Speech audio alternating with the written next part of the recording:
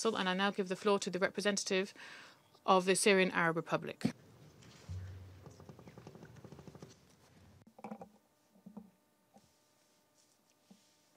Shukran. Thank you, Mr. President. Since I am taking the floor for the first time before the Council this month, I would like at the outset to congratulate you on your presidency of the Council for February and on your able leadership. We express our appreciation to the positions of your country aiming at upholding the principles of international law and the UN Charter. Mr. President, we have listened to the briefing of Ms. Mizoya, in which she highlighted some of the aspects of the sufferings of the Syrian people, the suffering that is still going on inside the countries and outside it as a result of the wrong policies and the grave violations of international law and the UN Charter, including the imposition of unilateral coercive measures which are being imposed by the governments of some Western countries that have given precedence to their agendas and interests over the lives and welfare of the Syrians and the stability and security of Syria and the region. Ladies and gentlemen, at a time when the Syrian government is deploying all its efforts to improve the humanitarian situation and to provide the basic needs and services and to rebuild what terrorism has destroyed and to take Syria back to the track of sustainable development while guaranteeing the safe, voluntary and dignified return of the Syrian refugees to their lives and normal livelihoods, our efforts are being met with major obstacles that are limiting the achievement of the results we seek. And I would like in this regard to highlight some of these obstacles. First, until recently, Syria has been self-sufficient in many agricultural products, while today Syria finds itself compelled to import huge amounts of these same products. For instance, Syria's yearly production of wheat before the war was estimated at 2.5 million tons. Today, Syria has to import 1.5 million tons of wheat per year to provide bread to Syrians. This is due to the fact that the US forces, which are illegally present in the northeast of Syria, and the separatist militias backed by the US have taken control of the Syrian wheat production in that area and are looting it. Second, the major scarcity of irrigation water for agricultural purposes, which is due to the fact that the Turkish regime is violating the bilateral agreements regulating the Euphrates water.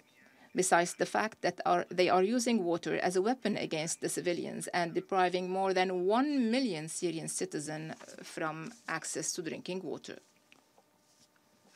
3.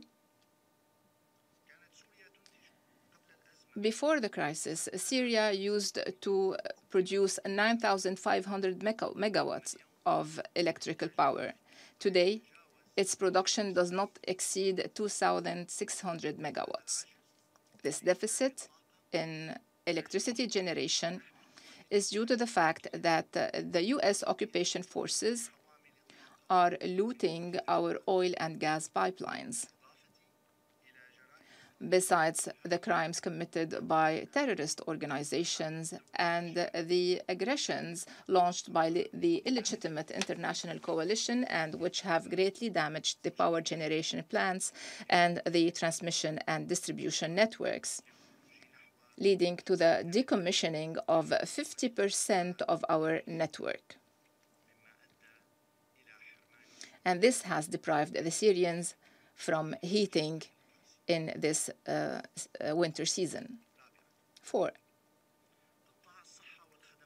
The health and medical services sector and the pharmaceutical industries, which were pioneering before the war and which had achieved self-sufficiency for most of the medicine, Besides exporting our products to tens of countries, today this important sector is experiencing the repercussions of the embargo. And the repercussions have exacerbated with the COVID-19 pandemic, depriving the Syrians of the right to access the necessary health care and medication. 5. The unilateral coercive measures imposed by the United States and the European Union illegitimately on the Syrian people have affected the different sectors, including the banking sector, energy sector, communication sector, and the land, air, and maritime transportation.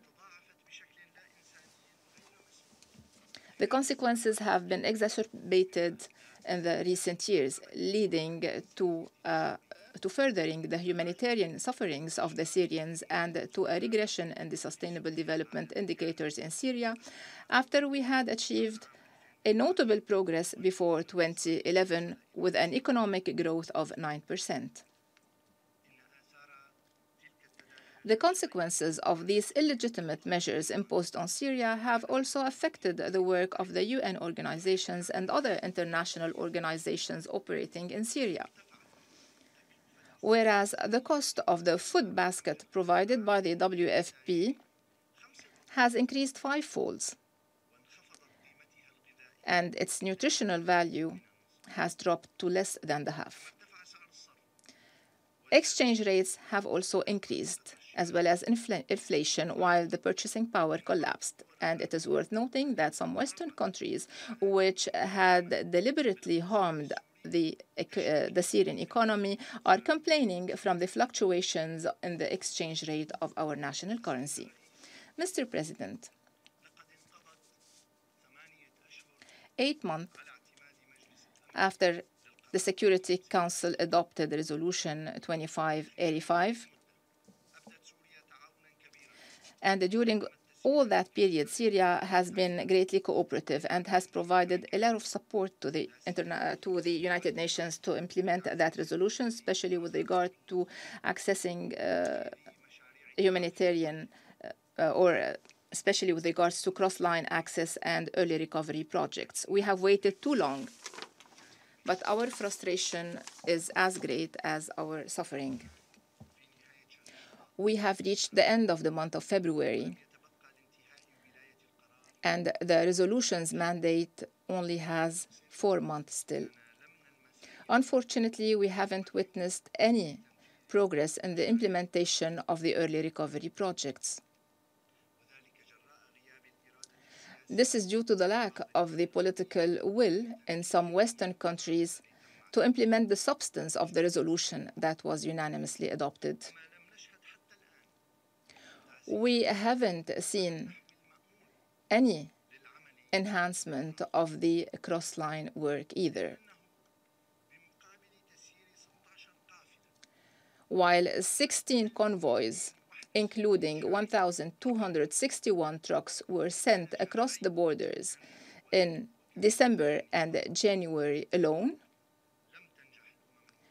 in the past 8 months, the UN was only able to send 2 convoys with 28 trucks across the lines to the northwestern regions. This is due to the fact that the Turkish regime and the terrorist organization it supports have been hindering the access of these humanitarian assistance and their distribution.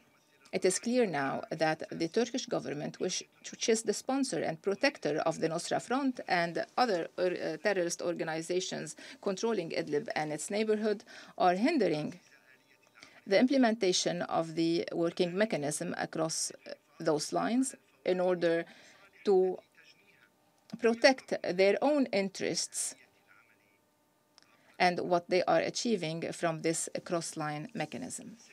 Mr. President, with regards to the financial aspect The Special Envoy, Mr. Pedersen, undertook last week talks in Damascus with the Foreign Minister and with the co-chair of the Constitutional Committee. The Special Envoy took note of the important achievements that are being done with regards to reconciliation and compromises. And we are still going on with these reconciliations in the different Syrian areas, including Daraa, Deir ez-Zor, Hasaka, and the liberated areas in Al-Raqqa. This has allowed a great number of Syrians to go back to their normal livelihoods. It was also noted that amnesty decrees were issued by His Excellency the President of the Republic, and thousands of Syrians benefited from these decrees, and these are extremely important measures that should be highlighted instead of being ignored. The Syrian Arab Republic reiterates its commitment to a political settlement based on a Syrian owned and led process, while totally committing to the Syrian sovereignty, independence, unity, and territorial integrity. We also reiterate the importance of implementing the substance of the reference paper, organizing the works of the Constitutional Committee, and not going beyond its provisions under any pretext. Syria emphasizes that the work of the Constitutional Committee is an exclusive right for the Syrians, and no foreign parties have the right to intervene or obstruct in its work or impose timelines or pre-conclusions. We look forward to the 7th round of the Constitutional Committee on the 21st of March.